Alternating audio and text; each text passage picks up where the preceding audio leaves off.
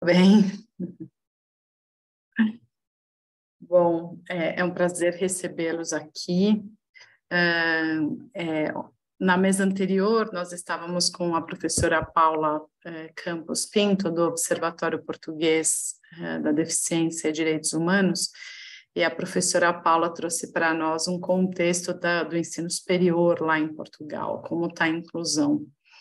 E a gente percebe que é uma dinâmica muito parecida com a nossa aqui na Unifesp, que os alunos chegaram e o que as instituições têm feito para poder acolher esses alunos e recebê-los, né?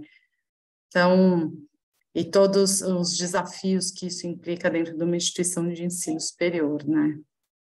E a gente tem um monte de discussão acerca desse tema para fazer, mas eu quero passar para vocês que são mais especialistas aí na Unifesp quanto às políticas de acessibilidade. Então, eu tenho um prazer imenso de convidar o professor Márcio Lozzi para contar para nós o que é a CETAI, a Câmara Técnica de Acessibilidade e Inclusão da Universidade Federal de São Paulo, e ele vai contar para nós um pouquinho como funciona a inclusão na Unifesp. Na sequência, eu passo para o professor Sandro Matas e a professora Ana, que está entrando aí para conversar com a gente. Então, Márcio, você opta, se você preferir falar em Libras, os intérpretes traduzem, ou se você, o que for melhor para você, tá joia? A palavra é sua.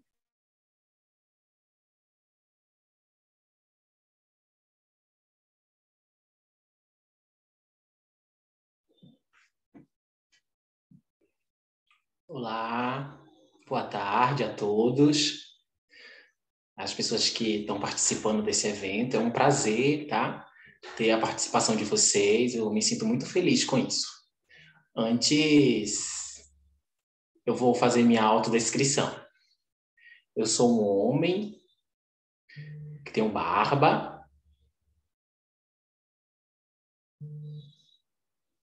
uso óculos, tá? Tenho uma barba, eu sou branco.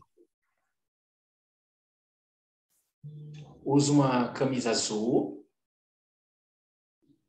Atrás de mim tem um cenário, tá? Tem uma cadeira. É branca também. Então, deixa eu explicar.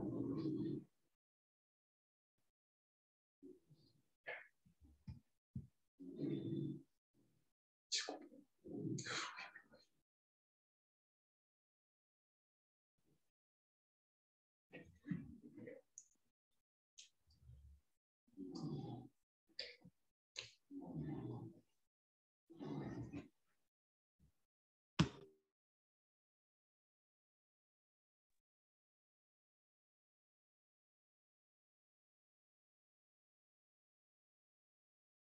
Olá. Olá, boa tarde a todos. Então, eu vou mudar aqui a questão da língua, que é mais fácil, porque falta mais afinidade com o intérprete, tanto mais difícil para a interpretação, né? Eu entendo isso. Antes disso, eu faço uma audiodescrição. Eu sou um homem branco, e de olho castanho, sou calvo, uso barba, tenho óculos, uso uma camisa azul. Atrás de mim tem o sofá e a parede branca.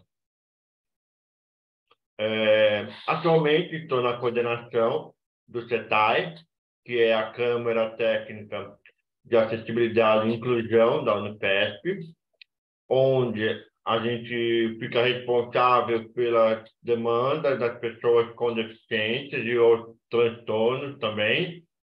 E dentro da CETAI, a gente tem uma representação, né, do NAI, que são os núcleos de acessibilidade e inclusão, ou seja, em cada campus tem o seu núcleo, que com seus respectivos coordenadores, onde a gente faz uma universidade, conversa as dúvidas, tira as demandas que eles precisam, também cuida de todo o ambiente da universidade, de toda a questão de acessibilidade também, e também os servidores, não é só os alunos que a gente, né, tem o acesso.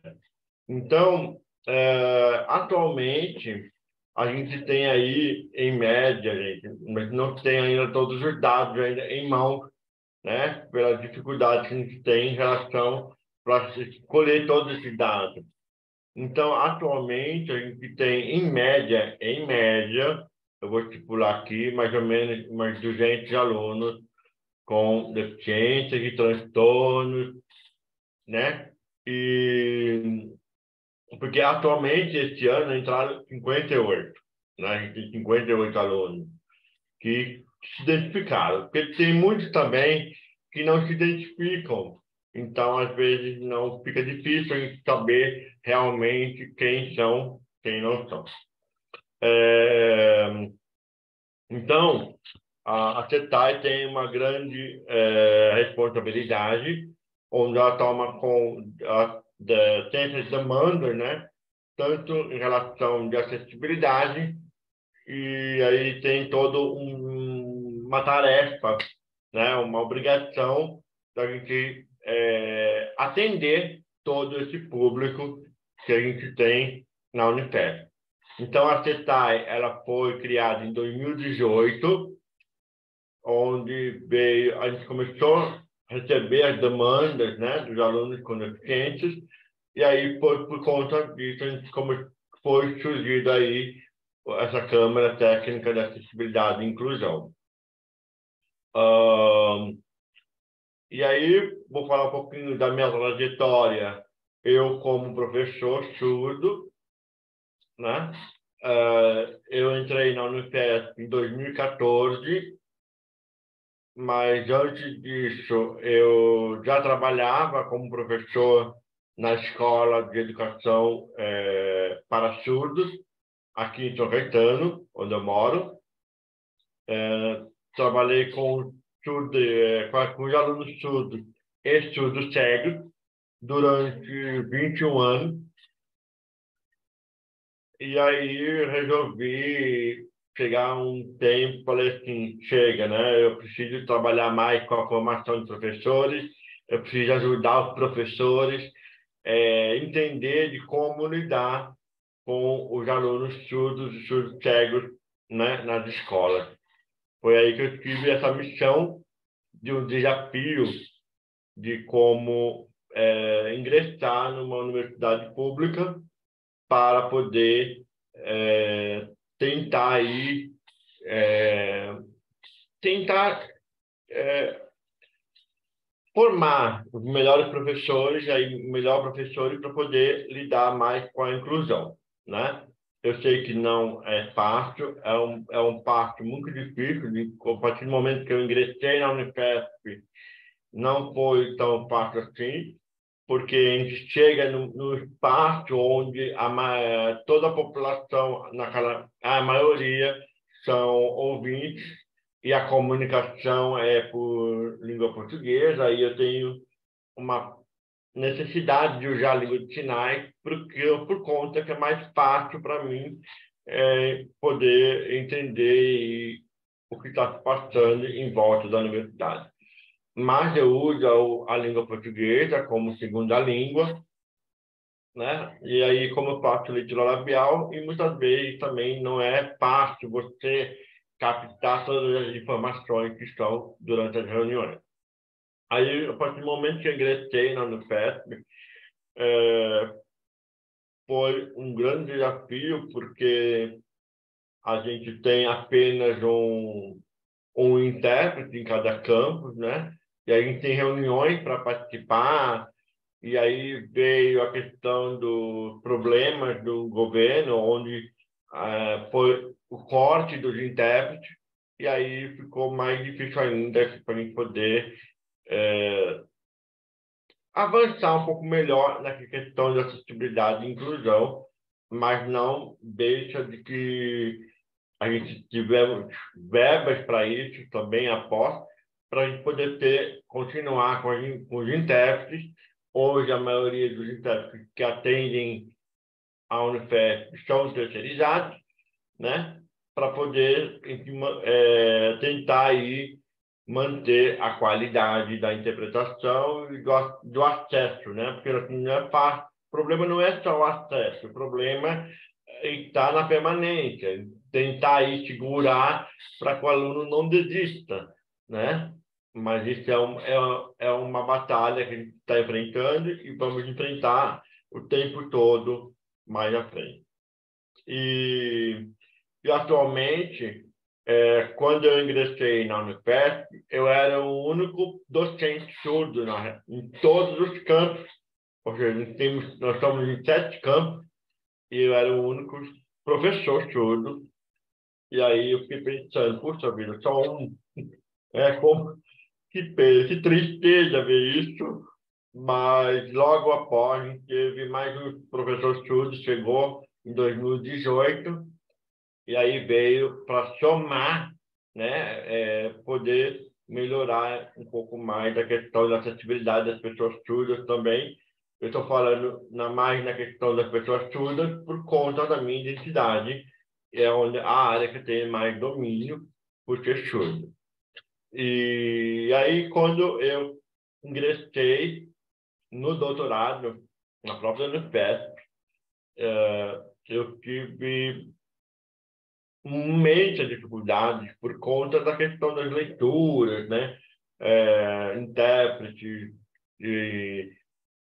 muitos termos científicos, e aí foi uma batalha, questão de línguas, eu tinha que ler outras línguas, e aí a educação de estudos, para quem sabe, é uma barreira muito grande pela questão da língua, mas fui em frente, venci, não foi fácil, não.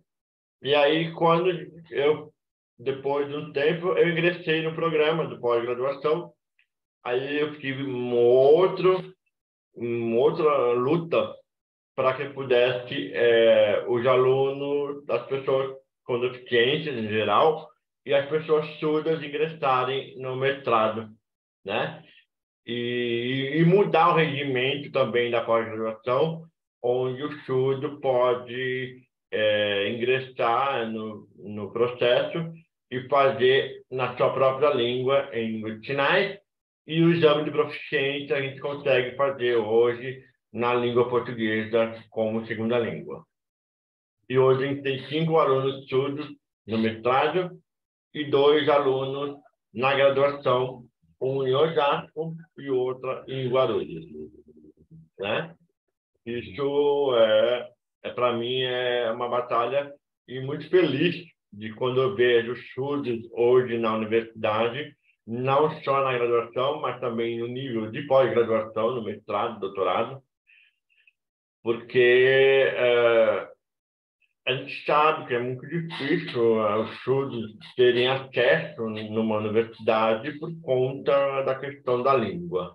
Mas é uma barreira que a gente tem, mas que a gente está sempre lutando para que a gente possa conseguir ir mais à frente. E eu acredito que isso possa amenizar, desde que tenha uma empatia melhor, entender a pessoa surda a partir do momento que ele chega na universidade, né?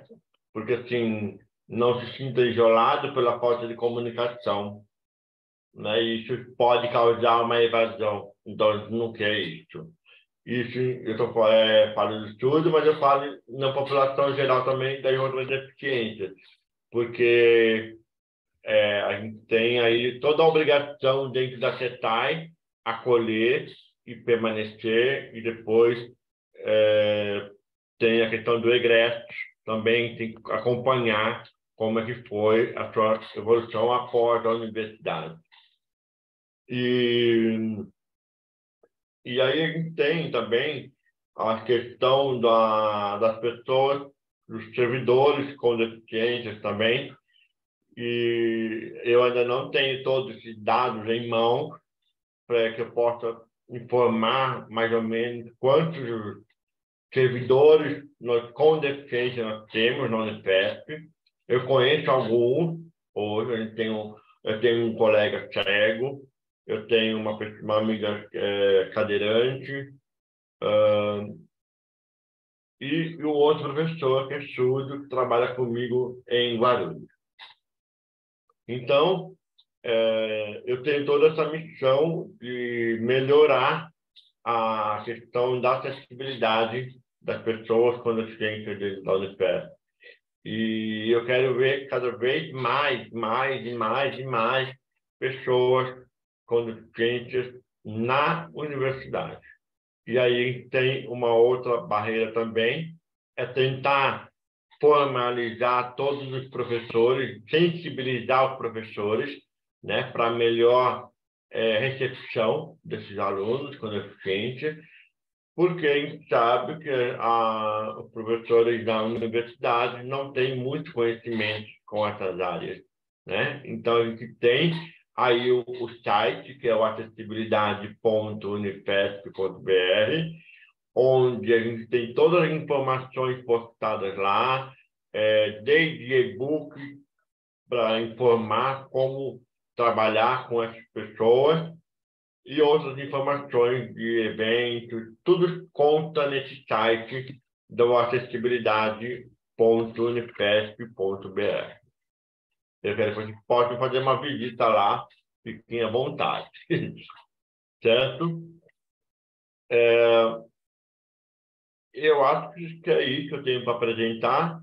E mais à frente, se eu não quiser fazer, a gente vai abrir para as questões e a gente conversa melhor sobre isso mais à frente. Tá bom? Fiquem à vontade para as perguntas depois. Obrigado, viu? Muito obrigada, Márcio. Obrigada.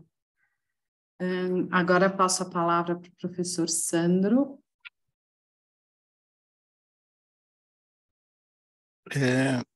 Precisa abrir para mim o vídeo, porque foi fechado pela direção. Pronto, agora, beleza. Ok, vocês estão me ouvindo bem? Sim? Ok. Sim, sim. Ok. Então, vou começar me apresentando. Meu nome é Sandro, como está aí escrito, é Sandro Luiz Andrade Matas. Eu sou filho da escola.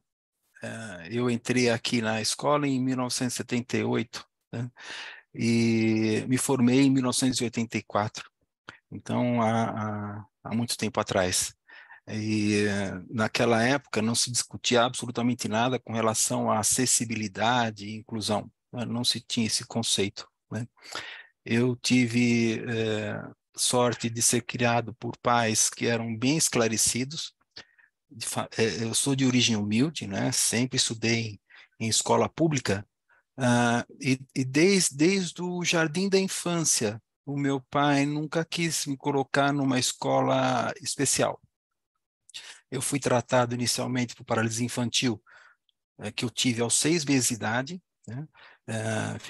No início, eu fiquei tetraplégico por uns 6 meses, depois eu fui conseguindo recuperar gradativamente a força nos braços e fui acompanhado e tratado no Hospital das Clínicas da Faculdade de Medicina da USP, né? Então, os neurologistas e os ortopedistas da ocasião disseram que eu teria muita dificuldade, que só andaria de cadeira de roda e que eu precisaria ir para uma escola especial. Meus pais, principalmente meu pai, não aceitou isso e me colocou na escola pública já no jardim de infância, né? Tive dificuldades lá no jardim de infância. Naquela época, o banheiro era um banheiro grego. Não sei se vocês conhecem esse banheiro grego. Na verdade, é um local que você tem o chão é de louça, igual do vaso sanitário, mas é onde você tem que colocar os pés, né, que também é de louça, né, e você tem que se agachar para evacuar ou urinar. Isso era impossível para mim, né? Então, eu já tive um probleminha com relação a isso e precisei, na verdade, eu tentei segurar o máximo possível o xixi, não consegui, acabei urinando nas calças. Então aí a professora, a diretora do jardim de infância me autorizou a usar o banheiro delas, que era com vaso sanitário normal. Mas eu não saí de lá, né? E fiz o meu primário.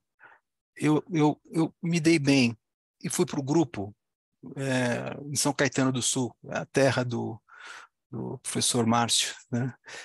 Fiquei 15 anos lá. E lá eu fiz o primário, fiz o ginásio, o colegial, e sempre diminuindo as questões em relação às barreiras, né? As barreiras arquitetônicas, que eu as enfrentava, com dificuldade, mas enfrentava, e as barreiras mesmo de comportamentais e administrativas, né? Olha, eu me dei bem. Eu tive uma formação de vida muito boa. Eu não tive contato só com pessoas com deficiência, tive contato com todas as pessoas, né? E não me enxergava como pessoa com deficiência.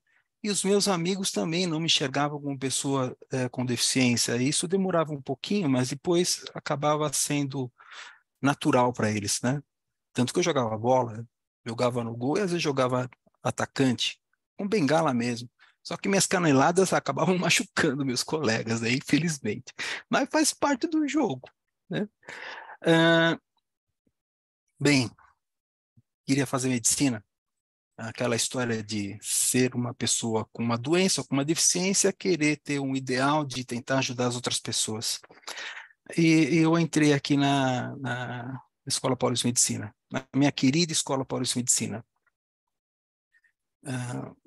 Nossa, um terror. Eu não sabia como ia ser aceito. E eu estou por demais feliz, tanto que eu estou há praticamente 40 anos aqui na escola. Eu fui muito bem acolhido. Ninguém sabia absolutamente nada em relação à acessibilidade e inclusão, né?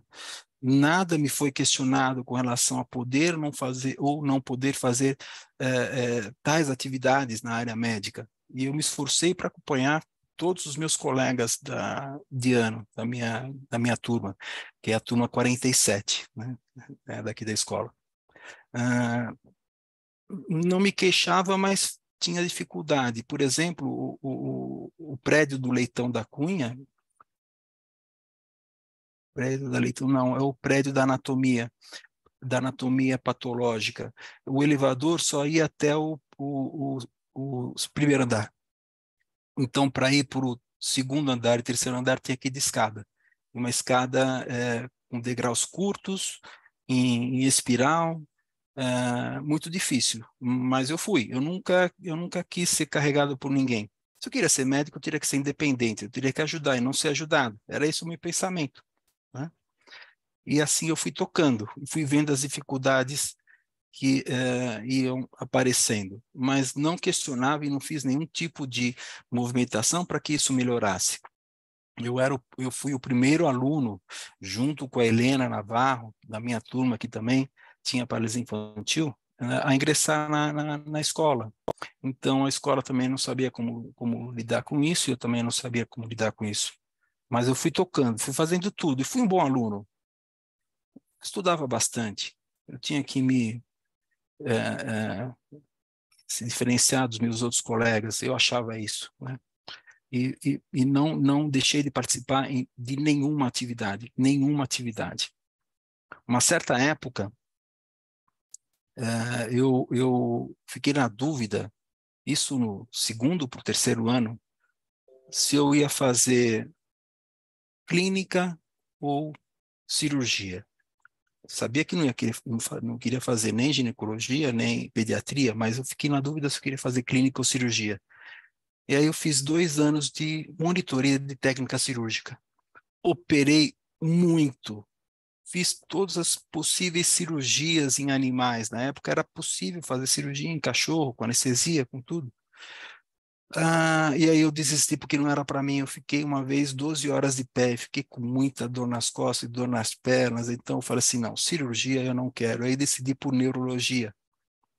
E depois infectologia, fiz monitoria dos dois. E vi que eu gostava mais de neurologia mesmo, que era um local uma área que eu poderia tentar ajudar mais as pessoas do que a infectologia na época, era antes da AIDS, né? E tanto que agora eu faço neuroinfectologia, né? Eu acabei juntando os dois. Essa foi a minha primeira parte da vida na Escola Paulista de Medicina, minha querida Escola Paulista de Medicina, né? Eu me formei bem, né? E aí eu tinha que fazer uma especialização, eu não poderia ficar num espaço igual a todos os outros, eu tinha que me sobressair de alguma forma, eu tinha que cuidar da minha vida, eu tinha que me sustentar. Então eu resolvi fazer especialização em neurologia, fiz residência, prestei o concurso e passei na escola. Passei em outros locais, mas eu fiquei na escola para fazer residência de neurologia. Também não fui questionado com relação ao que ia acontecer comigo. Como é que ia ser a minha postura frente ao paciente, uma pessoa com deficiência atendendo uma outra pessoa doente? Eu tinha experiência do internato, né? No internato eu estudei bastante, eu trabalhei bastante, eu tive bastante contato com o paciente, não tive problema nenhum. Mas os responsáveis técnicos da residência poderiam questionar esse tipo de apresentação, poderiam questionar, falar, pô, será que o Sandro tem condição? Olha, eles devem ter até discutido isso, mas não falaram absolutamente nada. Fiz o estágio de R1, que foi uma desgraça, um terror, né? Eram 23 residentes, eu dei algo em torno de 120 plantões no ano todo. Então eu estava ou de pré-plantão, ou de pós-plantão, ou de plantão, não tinha outra situação, né? E era plantão que eu dividia com meus colegas igualmente, atendendo os pacientes, atendendo parada cardíaca, entubando o paciente, evoluindo, fazendo prescrição, com bastante medo de escorregar e cair, né? Porque o chão de ir lá do pronto-socorro é liso, às vezes tem sangue, às vezes tem vômitos, às vezes tem soro que cai no chão e escorrega. Então, essa atenção para mim tinha que ser redobrada, porque eu não poderia fazer de jeito nenhum, não poderia estar lá pedindo ajuda, eu tinha que estar ajudando. E olha, e fui muito bem no R1 e no R2, R3 de neurologia também, porque foi bem mais tranquilo. Não houve nenhum questionamento.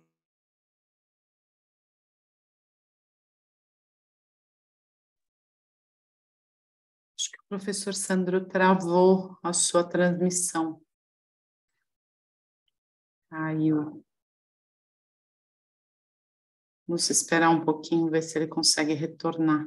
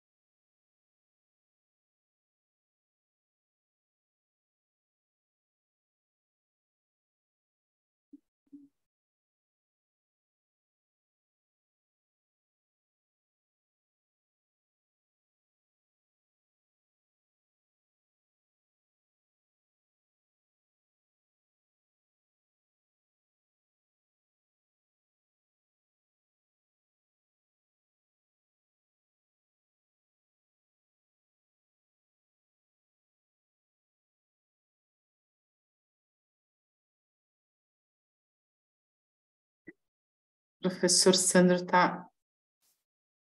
ele está me comunicando aqui via WhatsApp que a internet dele caiu. Eu vou avisá-lo. Vamos.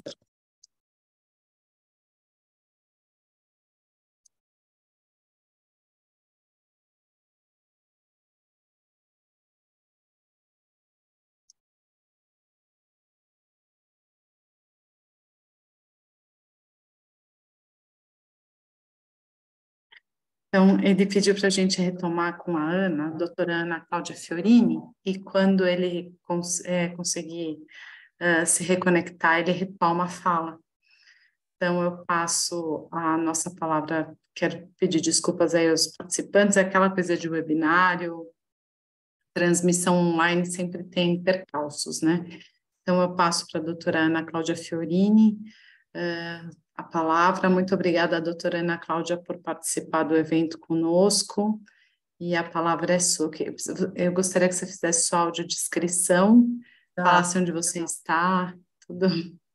É que eu tô tentando achar uma conexão boa aqui, já mudei de lugar várias vezes. Então, é um grande prazer estar aqui. Eu sou a Ana Cláudia Fiorini. Vocês estão conseguindo me ouvir? Tá bom a imagem? Porque eu estou com um computador aqui, estou tentando fazer as duas coisas ao mesmo tempo. Tá. A imagem eu sou Ana Cláudia. Obrigada. Eu sou Ana Cláudia Fiorini, eu sou uma mulher branca de cabelos loiros, com mechas, né, loiras, comprido. Eu estou vestindo uma camisa preta com as mangas estampadas de azul, acho que tem azul, tem roxo e tem verde também. Sou fonoaudióloga e atualmente estou na vice-diretoria do Departamento de Saúde do Trabalhador, que é um dos departamentos da Pró-Reitoria da Gestão com Pessoas da Unifesp. É um grande prazer estar aqui. Eu participo do GT de reabilitação, então eu entendo que é uma grande honra, né, além de participar desse GT, ter sido convidada para participar dessa mesa. É uma pena que a gente não conseguiu terminar a audiência com o professor Sandro, mas eu conheço a história dele e eu conheci a história do Márcio hoje, então eu acho que a gente tem aí um grande percurso enquanto universidade e muitos desafios estão à nossa frente. Para falar um pouquinho sobre a questão da inclusão, eu acho que vale a pena, para entender um pouco melhor, entender como o Departamento de Saúde do Trabalhador percebe essa questão da inclusão relacionada ao trabalho. A gente tem um cenário, né, internacional e nacional com muitas dificuldades hoje no que diz respeito à questão do trabalho. Né? E especificamente no nosso país, a gente tem aí ainda uma condição de trabalho bastante precária, nós temos ainda uma altíssima taxa de desemprego, nós temos uma taxa enorme de trabalho informal, de exploração de mão de obra, de crianças, de mulheres. Então, não entender esse cenário ampliado também nos dificulta entender como que a gente vai ter uma visão de inclusão no trabalho. Né? E para entender um pouquinho como é que isso funciona dentro de uma universidade pública federal, né, uma universidade de ensino superior, a gente precisa entender como é que funciona a nossa política no que diz respeito aos institutos federais. Então, nós temos, na verdade, uma política de atenção à saúde e segurança do trabalho do servidor público desde 2007. E ela tem algumas premissas que partem assim. Primeiro, a política foi criada especificamente por uma carência que nós tínhamos, né, e continuamos tendo, aí um comentário meu, a respeito dos indicadores, a respeito do perfil epidemiológico, a respeito do sistema de notificação de agravos à saúde, que possa nos dar, de fato, né, a ideia de um perfil epidemiológico. Então, essa política surge. Algum tempo depois, surge o CIAS, que é um subsistema integrado de atenção à saúde do servidor, e é onde a gente parte quando pensa em universidade, Instituto Federal de Ensino Superior. Então, os institutos federais, de uma maneira geral, eles estão vinculados a esse subsistema. Então, é um subsistema integrado de atenção à saúde do servidor público. Ele tem uma ligação, né, integrado com o CIPEC, e tudo isso eu estou falando por quê? Porque o nosso acesso à informação ele é diferenciado, as nossas premissas elas são diferenciadas quando a gente pensa em institutos federais e em empresas privadas. Tá? Eu vi que o Sandro voltou ali, falou no chat, mas daqui a pouco a gente faz uma inversão aí.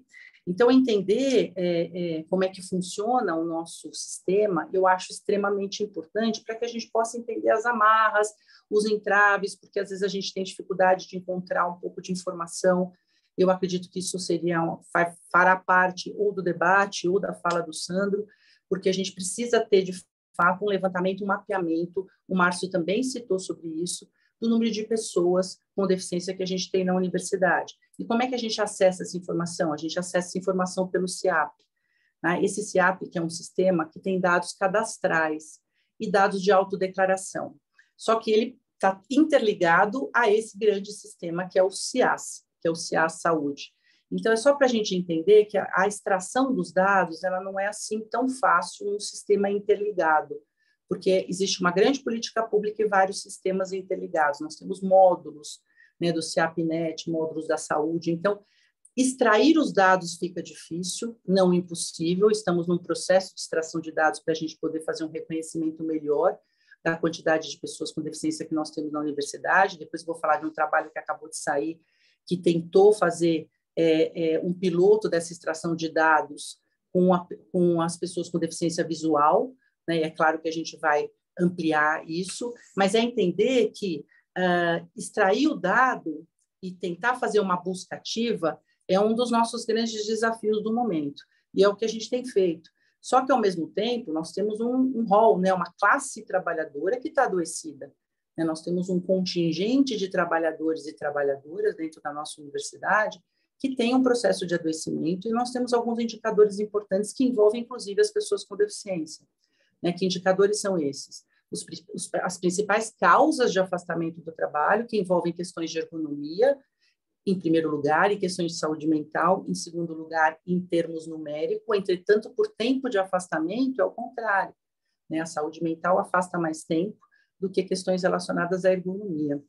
A doença osteoesquelética, osteomuscular, dores, e etc. E esse conjunto aí de agravos. Então, assim, existe uma realidade que precisa ser assistida. Então, no começo da minha fala, quando eu disse precisa posicionar o cenário, é para a gente entender que há um processo sendo reconstruído.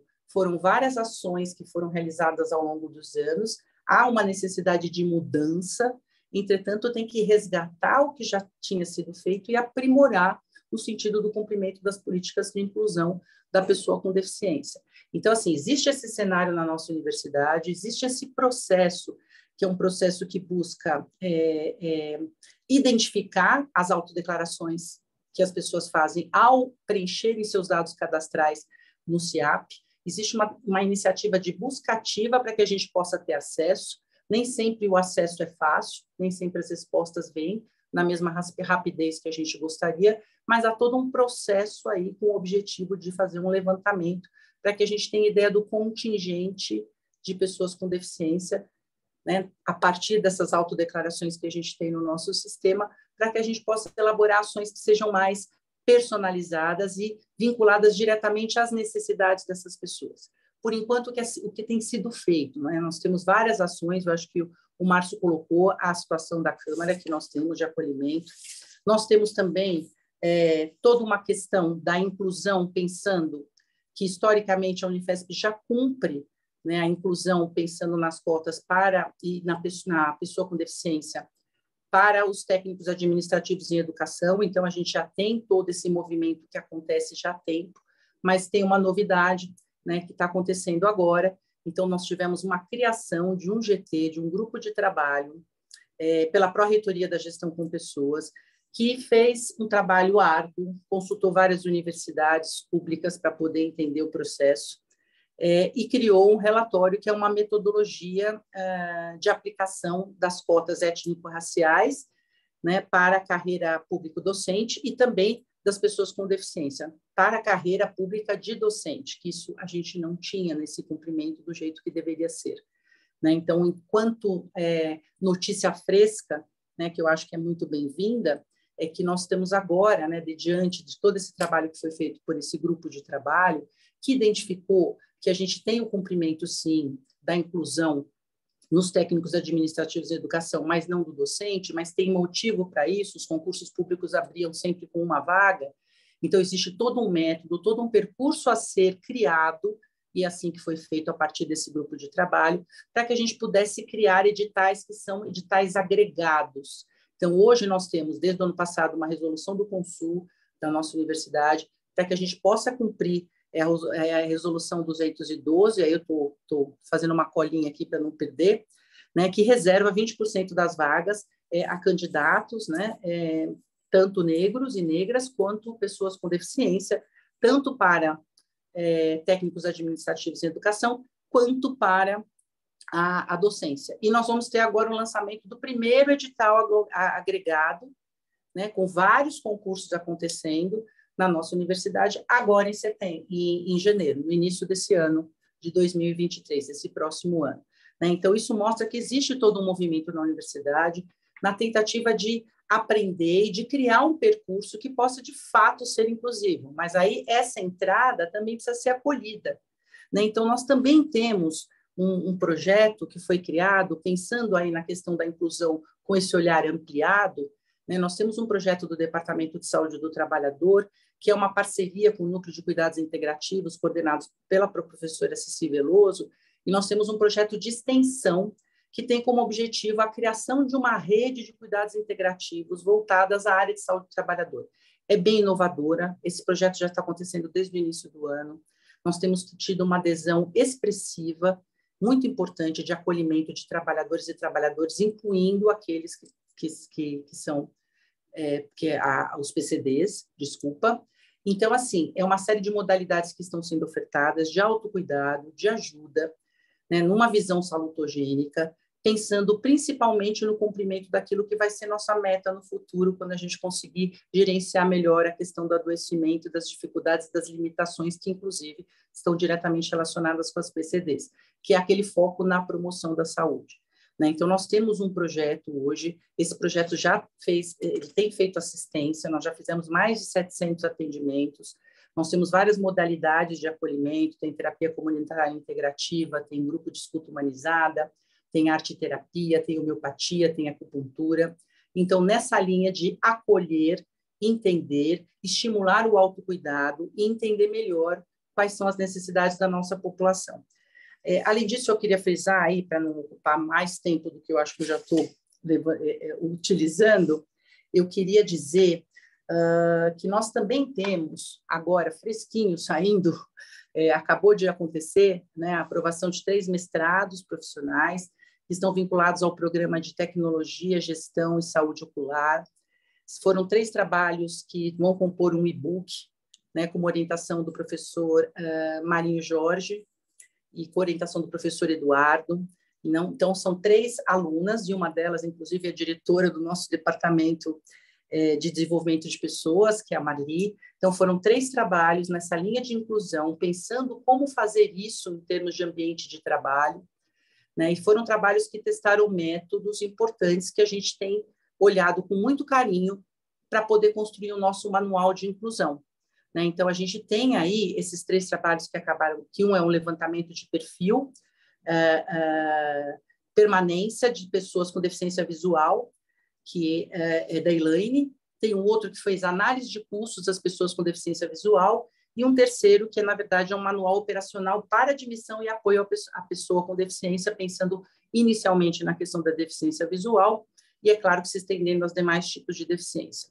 Então, eu quis pontuar essas ações que estão sendo realizadas, que estão, assim, sempre no nosso radar, até porque eu acho que eu vou copiar um pouquinho a fala da doutora Maria Aparecida, que eu acho que foi muito importante quando ela falou de manhã na mesa, a respeito das barreiras, né? Então, ela falou muito da questão da barreira física, da barreira urbanística, das barreiras de comunicação e das barreiras atitudinais. E o quanto que é importante a gente criar regra e conduta para ir ao encontro da inclusão e não de encontro à inclusão da pessoa com deficiência, né? E o quanto que o ambiente, e o quanto que a gente tem que pensar, até mesmo assim, enquanto universidade, ele tem que prover acesso, né? E tem que ser acessível, e ele tem que permitir que essa pessoa com deficiência mostre, de fato, a sua eficiência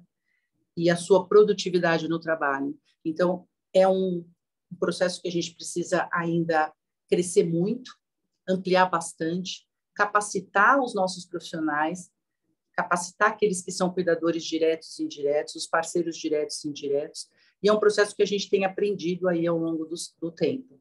É claro que com muitas dificuldades, como a gente pôde ver na fala do Márcio e do próprio Sandro, mas é um processo em construção, né? Então, a gente tem uma visão otimista, porque realmente há de se ter, né, um olhar diferenciado para a inclusão das pessoas com deficiência no mercado de trabalho, nos institutos federais de ensino superior. Obrigada e desculpa aí que eu me alonguei na minha fala.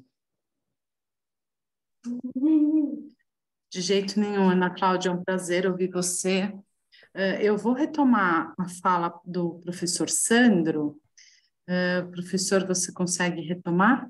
Agora sim, desculpa, mas é que sabe que o São Paulo é terrível, o link aqui cai, assim, é muito usado, né? Desculpa, então eu vou abreviar então a minha fala. É o seguinte, eu quis falar com relação à primeira fase da minha vida aqui na escola, que foi a parte de praticamente graduação, né? Foi graduação e pós-graduação, e acabei terminando bem, apesar de ter a minha deficiência física, né? Que tornava as coisas um pouquinho mais difíceis, né? Mais difíceis por causa das barreiras, como falou a professora Ana Cláudia, agora por causa das barreiras arquitetônicas, né? Eu nunca tive nenhuma barreira atitudinal. Agora, uma barreira que é quase intransponível, que é muito difícil, são as barreiras administrativas, né? Elas são realmente difíceis de lidar, né? Vou falar isso um pouquinho mais para frente. Eu tive contato com as dificuldades. Na verdade, eu vivi as dificuldades, as barreiras arquitetônicas, e com relação às barreiras, com relação ao conteúdo programático, eu tive que enfrentar algumas coisas, mas daria até um livro para eu escrever com relação ao comportamento de alguns professores, com relação a mim especificamente, e a Maria Helena Navarro, que era também que tinha deficiência física, mas foram períodos na vida que acabaram se perdendo, quer dizer, não foram importantes na minha formação. E aí eu fiquei chefe de pronto-socorro, do pronto-socorro de neurologia da Escola Paulista de Medicina do Hospital São Paulo por 12 anos, né? E depois eu fui alçado para o laboratório central para fazer a parte de líquor e montar o serviço de líquor lá, e hoje eu sou responsável pelo laboratório de líquor, laboratório de infecção, laboratório ambulatório de hidrocefalia de pressão normal e de hipertensão intracraniana. Bom, nesse período que eu estava entre o pronto-socorro e o laboratório central, eu quebrei meu pé. Putz, quebrei meu pé. Aí eu me vi realmente com deficiência, porque aí eu não podia usar o meu aparelho ortopédico. Eu uso de aparelho ortopédico nas duas pernas e uso bengalas, né, para andar. Eu tive que andar de cadeira de roda. Durante 3 meses, eu não fiquei afastado, eu fiquei trabalhando, e trabalhava de cadeira de roda. Fazia líquor, era o único. Eu fiquei durante muitos anos como o único neurologista responsável pelo setor de líquor. Eu tinha que ensinar residente, tinha que ensinar aluno, então eu vinha de cadeira de roda. Só que eu descobri que o Hospital São Paulo não tinha banheiro adaptado para pessoa com deficiência. Eu descobri que tinha um banheiro lá na sala da superintendência do Hospital São Paulo. Mas mesmo lá que tinha um banheiro grande para deficiente físico, colocaram um armário lá para guardar as coisas, e esse armário impedia que eu abrisse a porta completamente. Então eu tinha que ir com a minha cadeira de rodas, sentar num banquinho, deixar minha cadeira de roda um pouquinho fora, fechar a porta e fazer o que eu tinha que fazer. É uma situação muito ruim. Então eu fiquei aviltado com isso. Aí eu caí em si, poxa vida, uma universidade temática da saúde, um Hospital São Paulo sem banheiro para pessoa com deficiência, como é que eu vou fazer minhas necessidades? E aí, assim, a gente, quando está um pouquinho mais para baixo, a gente consegue olhar de baixo para cima, a gente consegue enxergar diversas outras pessoas com a sua mesma dificuldade. Então, não era só eu, não. Muitos pacientes não tinham condição de ir no banheiro de forma adequada, nem a maioria dos banheiros de enfermaria também não eram adaptados. O arquiteto acha que um banheiro tem que ter uma porta de 60 centímetros, que é um desperdício colocar uma porta de 80 centímetros. Então, cadeira alguma entra dentro de um banheiro, cadeira de roda não entra, porque tem 60 centímetros de largura, né?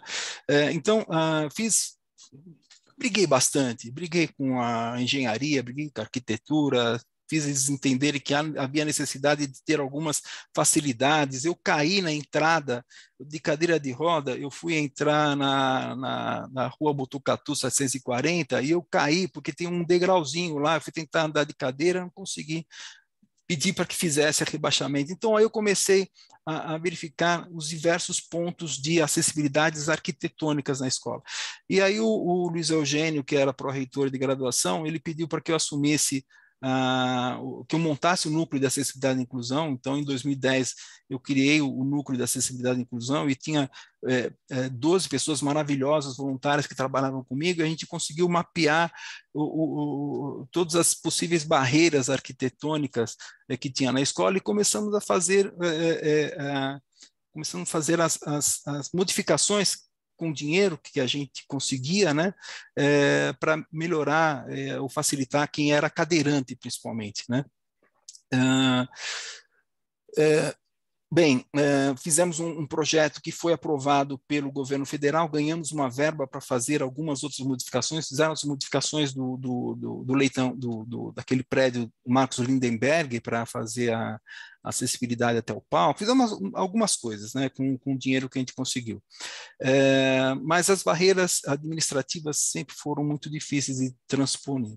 Então, tinha uma outra barreira administrativa que até o Márcio fez parte dela. Quando eu era coordenador do Núcleo de Acessibilidade e Inclusão, nós tínhamos que ter um professor de Libras. E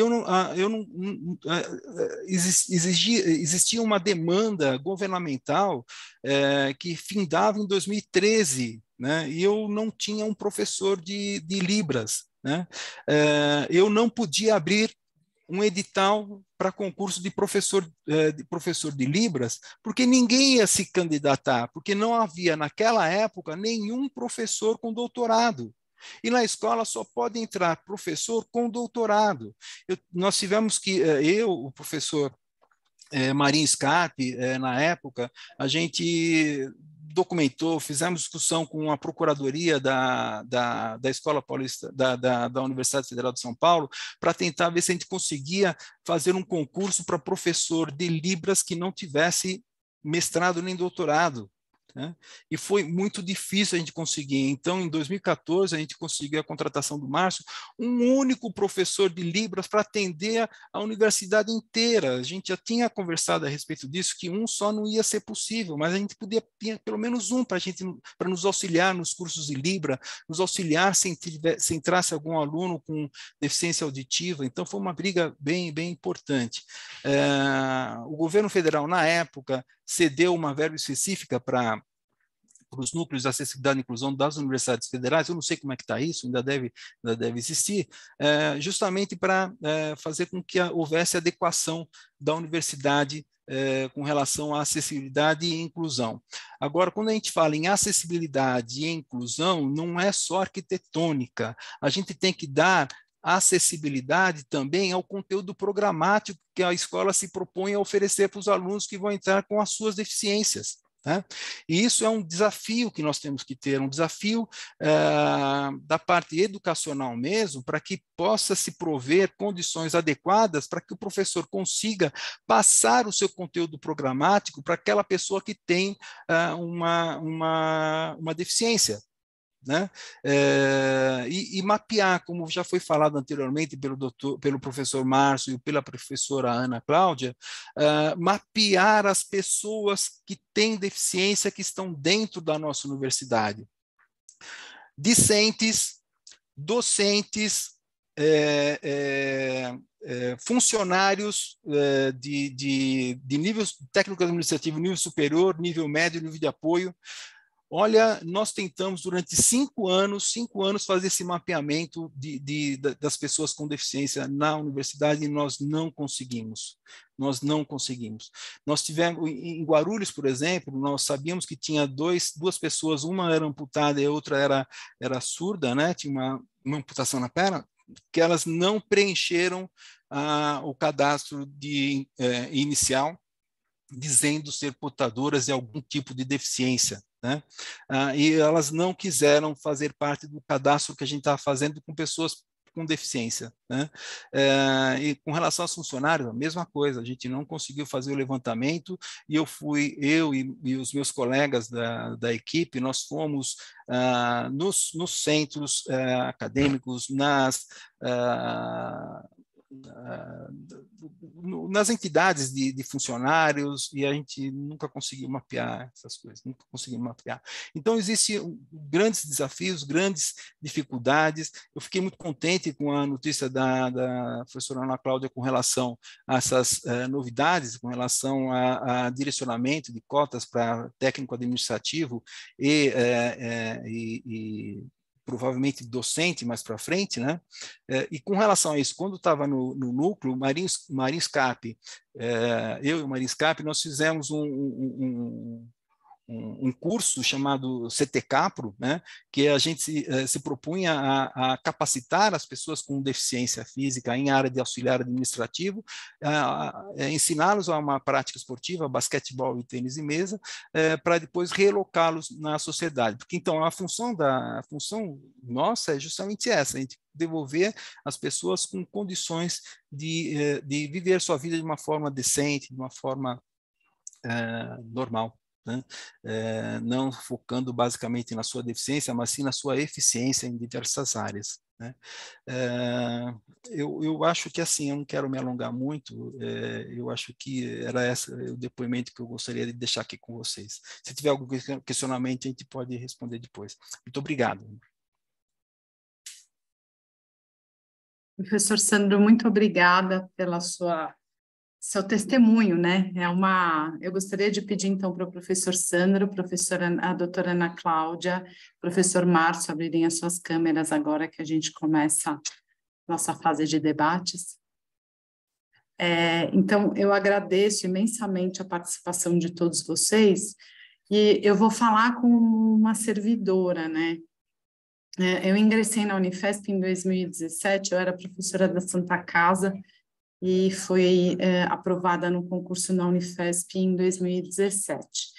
E eu tenho uma filha, né, que é uma pessoa com síndrome de Down, e no apagar das luzes de 2016, em dezembro, finalzinho de dezembro de 2016, no final da gestão Temer, ele sancionou uma lei, a Lei 13.370 de 2016, que é uma lei que prevê que pais, né, e cuidadores de pessoas com deficiência tenham redução de jornada de trabalho sem ônus salarial, né, sem prejuízo para o seu salário.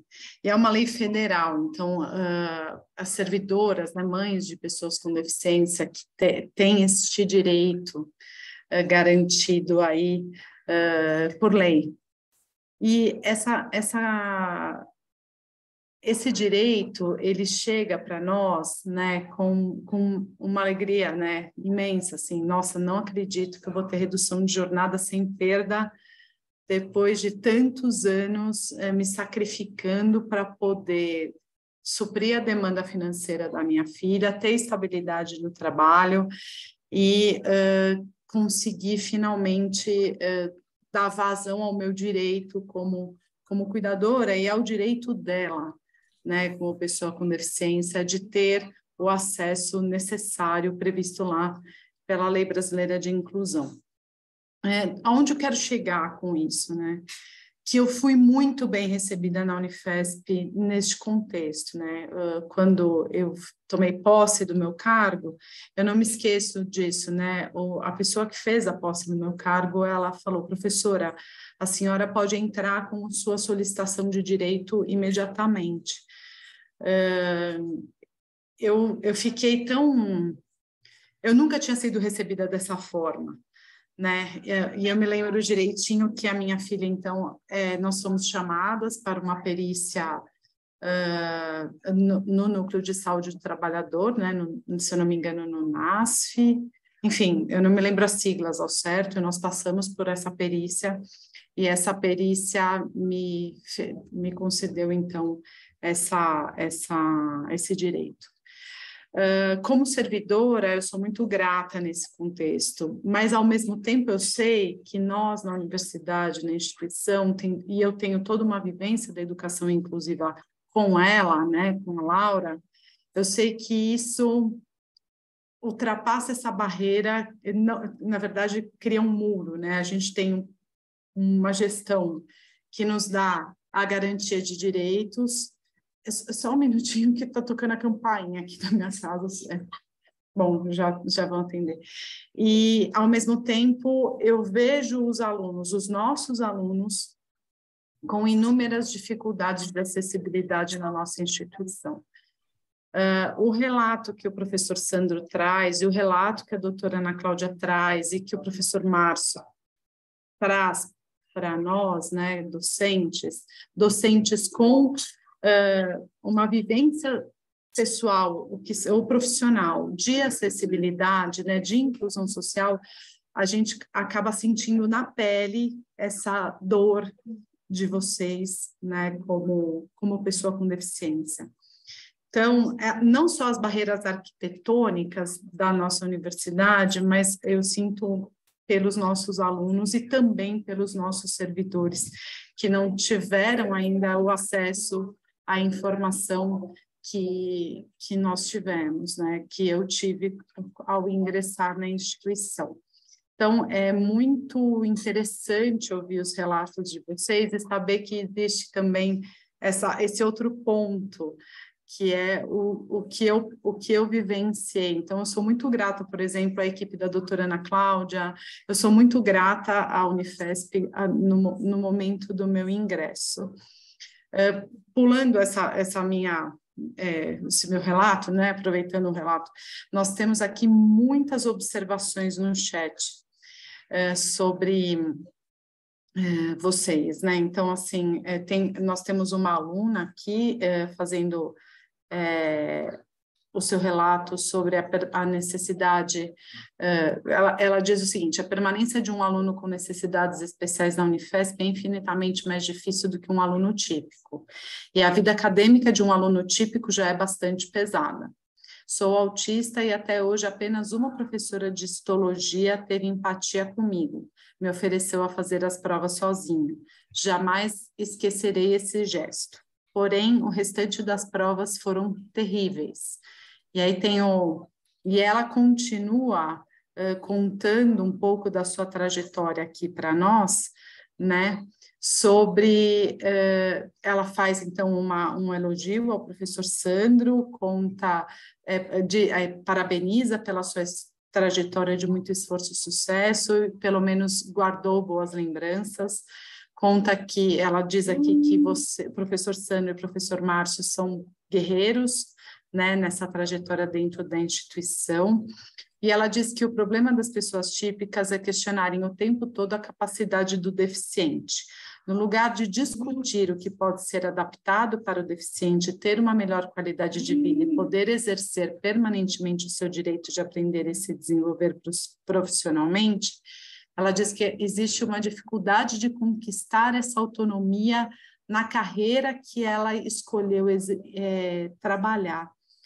E aí eu queria ouvir um pouco vocês sobre isso, com o pano de fundo da doutora Ana Cláudia, né?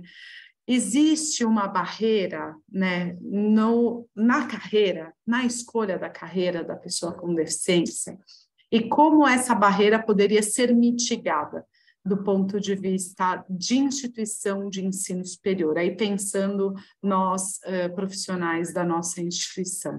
Aí eu jogo a palavra e vocês, não sei quem gostaria de falar primeiro sobre isso. Posso começar. Pode?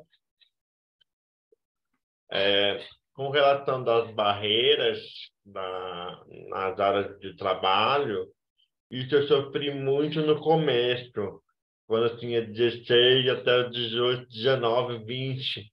Por quê? Antes, o trabalho chegava na parte dos exames médicos, era sempre reprovado por conta da surdez. Não poderia trabalhar, porque é surdo, não pode trabalhar aqui, isso. E aí eu fui fazer um concurso para Correios, na época, eu tinha 18 anos, quando tinha Correios, e aí chegou na parte médica, eu fui reprovado porque não ia escutar uma carta cair no chão. Aí eu fiquei pensando, mas carta cair no chão, você ouve a carta no chão? Eu até questionei o médico, por assim, mas mas nem o senhor vai escutar a carta cair. Mas tudo bem, não passei por conta disso. Daí, assim, aí eu fiz um outro concurso, também a mesma coisa. Então, assim, era uma época muito difícil nessa questão de conseguir um trabalho.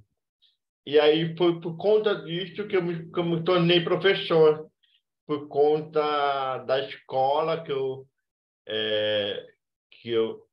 acabei entrando para fazer um curso de informática na época, porque é a única escola que oferecia curso de informática para surdos. E aí o diretor da escola falou assim, não, você tem talento para ser professor, não vai ficar mais isso, não. Daí foi quando ele me direcionou para o curso de pedagogia e aí ingressei no concurso da Prefeitura de São Caetano e fiquei aí durante os 21 anos em São Caetano, na prefeitura, mas por conta dele ver, o diretor ter visto essa habilidade que eu tinha de ser como professor. E aí, quando eu fui para a Unifesp, eu não tive nenhuma barreira no momento do ingresso, né? A dificuldade foi após eu entrar, porque as pessoas falavam muito rápido na reunião todo mundo falando ao mesmo tempo, e aí a gente não consegue acompanhar quem está falando muito rápido. Aí chegou o Intef em novembro de 2014, logo que eu entrei em junho, ela chegou em novembro, aí melhorou bastante para poder participar das reuniões. Mas aí a luta é grande para poder, porque a nossa progressão depende das funções. E aí eu fico pensando, então eu quero participar, eu quero progredir também. Então foi aí que eu comecei, falei, vou encarar. Você vai ser coordenador? Vou. Você vai ser coordenador de letras? Vou. Então assim, eu fui aceitando e desafiando. Isso foi bom, porque aí a universidade consegue enxergar melhor o que a gente precisa, né? Então, o desafio é sempre, é eterno. Então, não acabou, mas está sempre uma luta, uma luta, uma luta para melhorar toda a questão da acessibilidade e as barreiras, né? Então, é isso que eu... Professora, eu posso falar um pouquinho? Porque essa foi a minha dificuldade durante todos os 5 anos que eu fiquei no núcleo de acessibilidade e inclusão. Essa é uma pergunta muda, ela ainda existe em todas as universidades, né? Ninguém sabe responder. É óbvio, parece óbvio, né? Parece óbvio, né? Que uma pessoa completamente surda, né, não pode fazer fonoaudiologia. Não tem isso em nenhum local escrito. Não tem, não tem. Né? Olha, parece absurdo ou impossível uma pessoa cega fazer medicina. Vocês já pensaram nisso? Eu conheço. Eu conheço 2 pessoas.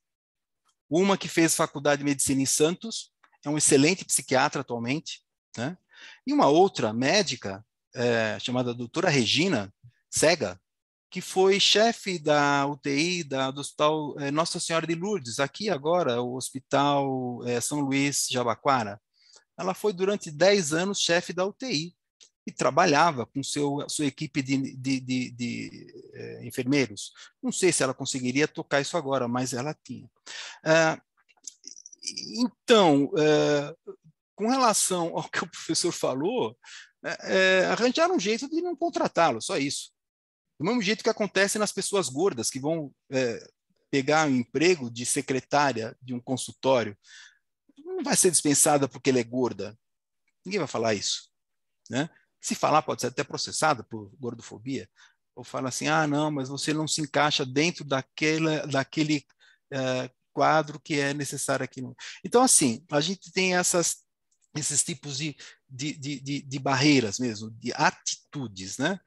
Mas com relação aos cursos, nós temos que conversar sim, é um desafio, né? Agora, no 4º ano, tem um aluno que é cadeirante, né? Ele anda de cadeira elétrica aqui, né? Cadeira elétrica não, cadeira automática, né?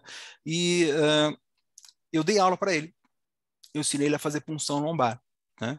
Eu treinei primeiro ele nos bonecos, né? Eu tenho um curso que eu ensino ele a funcionar no boneco, e eu tenho um ambulatório de pacientes reais, né? Que eu adaptei aqui, eu e a minha enfermeira, nós adaptamos aqui a nossa sala de punção para que ele pudesse fazer a punção de uma maneira segura, né? E que ele pudesse ter essa prática. Se ele vai se ele vai seguir esse curso, eu não sei, mas eu cumpri a minha função de passar o meu conteúdo de ensino para ele, e ele absorveu completamente isso.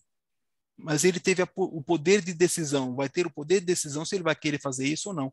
Isso é dele. Tá? Então, é algo que é difícil da gente mapear. Quem são aqueles que podem exercer tais e tais funções, tais e tais profissões? A gente tem que estudar caso a caso. Não tem outro jeito. Né? Mas só que a gente não pode fechar os olhos. Deixa ele se virar. Isso não pode. A universidade não pode fazer isso. A universidade tem que enxergar isso e tem que se esforçar para fazer o que for possível para passar todo o conteúdo programático e realmente formar uma pessoa. Olha, quando a gente entra na faculdade e forma uma pessoa, ou mesmo entra no curso técnico e forma uma pessoa, a gente deixa ela autônoma para viver a sua própria vida e não depender dos pais. Na verdade, é isso que a gente tem que fazer. A gente tem que fazer com que essa pessoa, essa criança com deficiência se torne autônoma, que ela possa sobreviver sozinha, que ela não dependa de um cuidador. Né? É algo que machuca bastante para quem é pai, machuca muito, mas a gente tem que contrapor essa realidade. E a função da universidade é essa. Ué, vamos fugir dessa função? Não vamos. A gente tem que fazer isso até o fim. Né? Eu tinha essa vontade de fazer isso na universidade, por motivos alheios a essa discussão. Eu precisei sair do núcleo de acessibilidade e inclusão, eu e o professor Marinho Scarpe, mas ele está muito bem chefiado pelo professor Márcio Rolozzi, só tinha um núcleo de acessibilidade e inclusão, que era aqui na Unifesp, na Sena Madureira. Agora tem em todos os campi, que é necessário, é fundamental, com uma coordenação central. Né? Então, acho que agora a escola vai fazer as suas funções durante esses anos que vão entrando aí. E, professora Gabriela, bem-vinda à Unifesp. A Escola Paulista de Medicina é assim, acolhedora, e vai ser sempre a nossa escolinha. Bem-vinda. Muito obrigada. Posso falar também? Claro. Pode. Então, eu acho que é muito importante pensarmos nessa questão do quanto que esse estigma do desconhecido ou daquilo que é conhecido de maneira rasa determina, às vezes, as nossas atitudes, né? Então, ouvindo a fala de vocês, assim, essa trajetória tão rica, né? Tanto que você teve, Sandro, quanto o Márcio teve, quanto outras pessoas têm. E pensando nessa pergunta que a Gabriela colocou, nessa questão de se existe a pessoa certa para o lugar certo, para a profissão certa, esse comentário que você fez, eu acho que as pessoas têm que ser vistas pelas suas habilidades e potencialidades, apesar de, eventualmente, ela ter algum tipo de deficiência, que ela também pode adquirir ao longo da vida. Isso não vai deixar ela de ter, não vai deixar com que ela não tenha as suas habilidades e as suas potencialidades. Eu já trabalhei, antes de vir para a universidade pública, eu trabalhei em empresa privada, com consultoria, já fui em muitos lugares para falar sobre inclusão. E é impressionante como esse estigma do desconhecimento é grande. E aí você falando, Sandro, eu tenho uma amiga fonoaudióloga que tem perda profunda, e ela teve muita dificuldade de ingressar na universidade porque tinha perda profunda. Eu levei meus pais há muitos anos atrás e um cardiologista que era cego e que ouvia o coração como ninguém, que fazia um diagnóstico assim absurdo. Então, eu acho que essas questões, né, relacionadas às pessoas com deficiência, por isso que quando na minha fala, eu falei, vamos entender a inclusão de pessoas, porque eu acho que, assim, existe aí um panorama de pessoas que desconhecem muitas questões e que, às vezes, se acham no direito de julgar ou de pré-julgar ou pré-conceber algo que não é real, né? Então, é muito difícil construir uma rede de apoio, de fato. Até porque, às vezes, eu acho que nem a própria pessoa que tem algum tipo de deficiência já conseguiu mostrar toda a sua potencialidade, porque ele foi privado, às vezes, isso, justamente por esse estigma do desconhecimento. Então, acho que, assim, às vezes, hoje, ouvindo a fala da Maria Aparecida, da Ana Cláudia de manhã, essa barreira atitudinal, eu também acho que ela se amplia nessa questão do obscuro, do desconhecido, daquilo que as pessoas pré-julgam e acham como uma pessoa que tem uma perda auditiva pode ser fonoaudióloga, como uma pessoa que tem uma cegueira pode ser um médico. É como se isso fosse o fator determinante, não todas as suas habilidades e potencialidades. Eu acho que é por isso que é tão difícil, né? Uma mudança de cultura, né? Eu acho que é uma mudança de visão. Então, talvez entender que a importância de ouvir essas pessoas, né? E aí eu falo da escuta empática, não vou falar de escuta ativa, não, vou falar de escuta empática. A gente ir atrás de uma busca ativa, conhecer quem são esses nossos trabalhadores e trabalhadoras que têm algum tipo de deficiência, como eles estão inseridos dentro do mercado de trabalho, pensando assim, agora voltando a nossa atenção para a nossa universidade pública, que tem um compromisso social enorme de inclusão, sim. Então, como você está aqui? Quais são as barreiras? Quais são os limites? O que a gente precisa fazer para que, de fato, a gente um dia possa dizer que tem inclusão? Né? Aquele assunto que eu falei, que é uma conquista, Sandra. O concurso é para docente. Então, é um edital que vai abrir agora e a gente tem uma resolução para garantir 20% tanto para a cota de negros e negras quanto para a cota de pessoas com deficiência. Que, na verdade, é no mínimo 5%, que é o que a gente tentava fazer, mas agora tem que aumentar. E a gente tem que se preparar, não é só a receber esta pessoa, é como eu vou receber, como eu vou acolher, como eu vou lidar. Mas isso é como eu vou lidar, como eu vou receber, como eu vou acolher, com todos os trabalhadores e trabalhadoras. Né? Porque eu acho que tem ainda algumas questões que a gente precisa discutir e que envolvem algo voltado para essa questão de habilidades, de potencialidades, de barreiras e de tornar o ambiente acessível. Né? E esse ambiente acessível que a gente fala, ele não tem que ser acessível só para uma pessoa com deficiência, ele tem que ser acessível para todos, no caso do trabalho, todos os trabalhadores e trabalhadoras.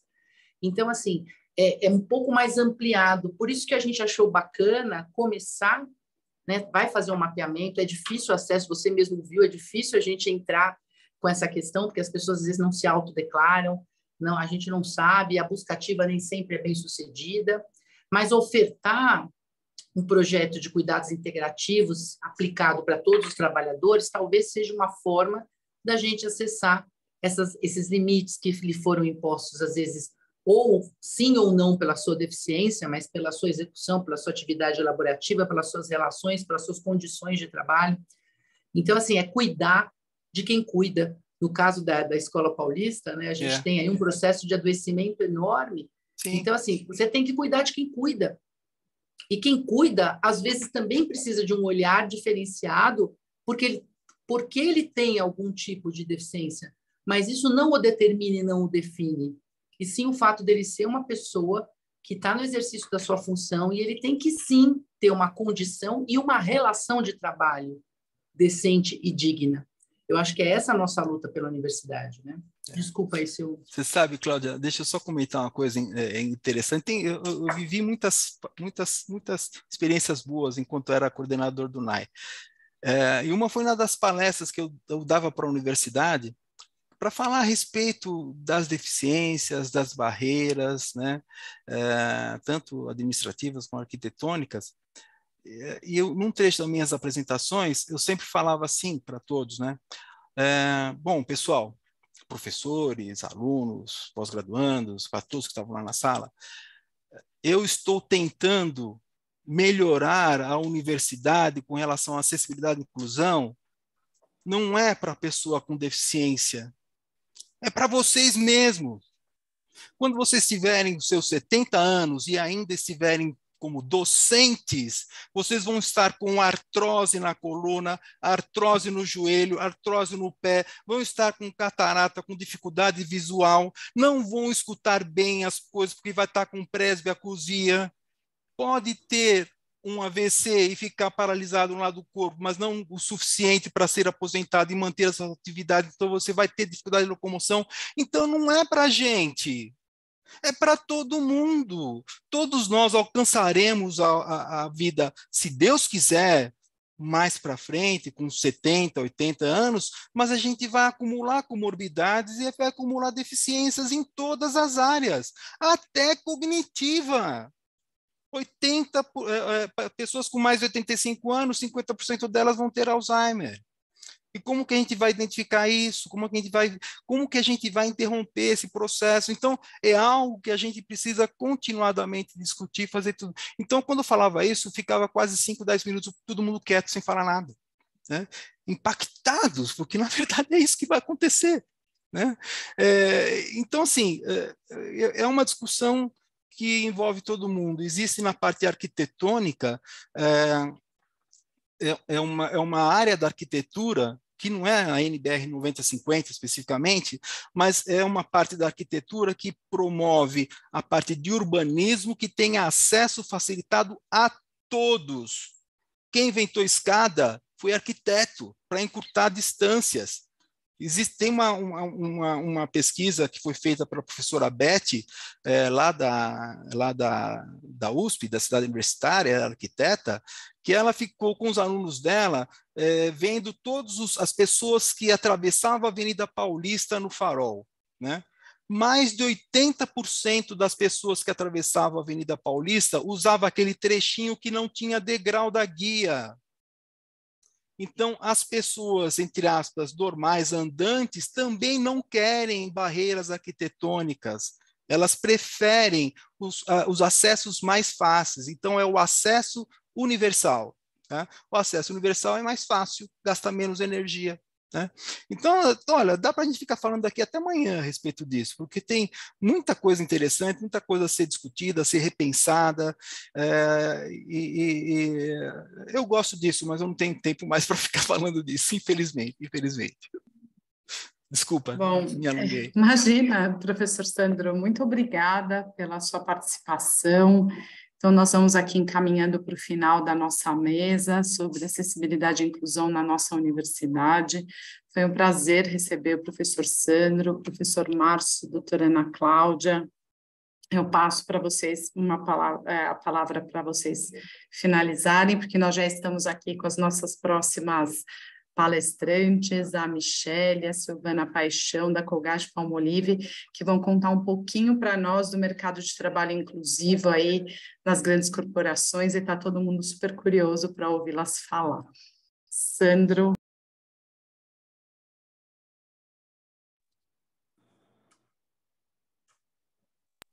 Está sem som, Sandro.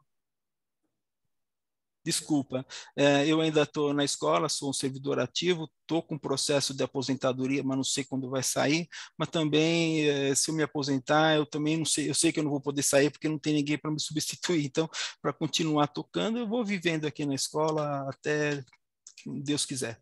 Muito obrigado pelo convite. Professor Márcio. Igualmente, quero agradecer pelo convite, pela participação, por conhecer os dois colegas aqui, foi muito bom participar dessa mesa e continuar lutando, e chegar o momento da gente que as pessoas com deficiência, que as pessoas enxergam a gente como pessoa e não mais como ficar identificando, toda vez que você é deficiente, por quê? Não sei o quê. Não, eu sou uma pessoa. Eu quero ser reconhecido como pessoa. Então, é isso que a gente consegue tentar lutar, mas sempre, né? Obrigado, viu? Doutora Ana Cláudia.